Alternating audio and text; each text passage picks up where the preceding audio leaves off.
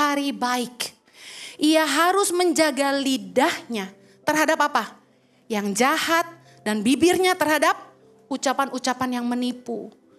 Mulut kita nih loh, nih pegang nih mulut bawel. Jangan dipakai untuk yang pertama, mengatai orang dengan jahat. Jangan dipakai untuk menipu, jangan dipakai berdusta, jangan dipakai memfitnah, jangan ngadu domba, jangan mencemooh, jangan suka gosip, jangan bicara kotor, jangan sumpah serapah, jangan merusak nama baik orang, jangan menghancurkan pekerjaan orang lain. Pukul mulutmu kalau bandel. Matius 12 ayat 36 kita baca yuk. Tetapi aku berkata kepadamu, setiap kata sia-sia yang diucapkan orang harus dipertanggungjawabkannya pada hari penghakiman. Karena menurut ucapanmu engkau akan dibenarkan. Dan menurut ucapanmu pula engkau akan dihukum. Yakobus 1 ayat 26.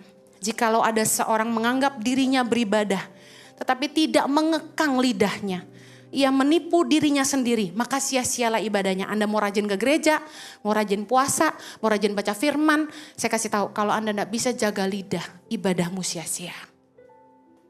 Ingat, mulut kita, lidah kita ini yang bisa membawa kita dalam masalah.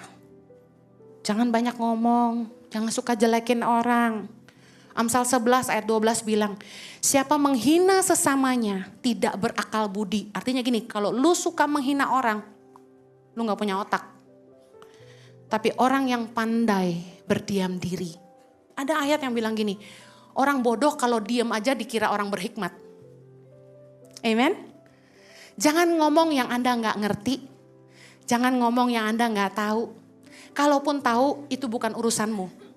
Karena masing-masing orang harus bertanggung jawab sama Tuhan tentang dirinya sendiri. Jangan jadi hakim atas orang lain. Saya sering diomongin orang tapi saya gak peduli. Tapi saya menjadi peduli karena 3 hal. Yang pertama, saya tidak mau nama Tuhan dipermalukan. Karena saya hamba Tuhan. Yang kedua, saya peduli kalau sampai nama baik saya rusak, ada jiwa-jiwa yang mengenal Tuhan lewat pelayanan saya, mereka jadi meninggalkan iman. Kerugian bukan di pihak saya, kerugian bagi kerajaan sorga. Yang ketiga, saya gak peduli saya dijelek-jelekin, tapi saya peduli nama baik Tangan Pengharapan. Banyak orang yang berusaha menghancurkan saya, memfitnah saya, dan mengatakan hal-hal yang gak baik. Bahwa saya memakai uang Tangan Pengharapan dan sebagainya. Bahkan ada baru-baru ini yang bilang gini, kamu jalan-jalan ke luar negeri, pakai baju-baju bagus, itu bertolak belakang dengan kita-kita yang cari dana buat Tangan Pengharapan. Hah? Saya kan gak hidup dari Tangan Pengharapan. Saya tidak digaji sama Tangan Pengharapan. Kenapa saya gak boleh hidup lebih baik? Rumah saya jauh lebih kecil daripada gedung yayasan. Saya beli rumah gak pakai uang yayasan. Saya keluar negeri itu ke Israel cari dana untuk Tangan Pengharapan. Di bus saya ngomong tentang Tangan Pengharapan sampai kering mulut gua. Pulang-pulang ada yang nyantol jadi donatur buat Tangan Pengharapan. Mohon maaf, sejak saya menggembalakan gereja ICI, saya kan menolak undangan di luar Bapak Ibu. Otomatis kolam saya dalam tanda kutip ya cuma di sini. 6 kali kebaktian, inilah kolam saya. Kalau saya mau cari dana buat Tangan Pengharapan, mohon maaf. Dari ICI gak cukup. Saya harus cari dana di luar. Harus ngomong terus tentang Tangan Pengharapan. Meeting sama orang, ngelobi orang. Supaya dana CSR perusahaannya mau turun ke Tangan Pengharapan. Beliin perahu buat anak-anak pedalaman nyebrang laut. Bayar gaji guru.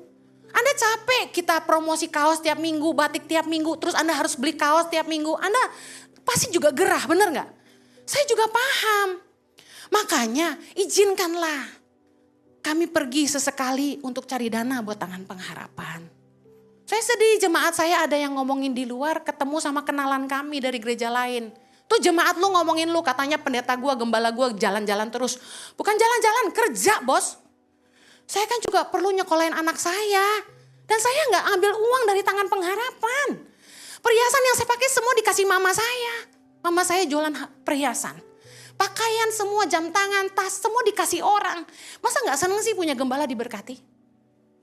Masa ada yang bayarin gembalamu ke luar negeri kamu marah? Jelong-jelong mulu gitu. Ampun deh. Yuk punya hati yang baik. Orang yang baik tuh senang lihat orang lain diberkati, amin. Kenapa saya tidak boleh berpenampilan baik hanya karena saya menolong Tangan Pengharapan?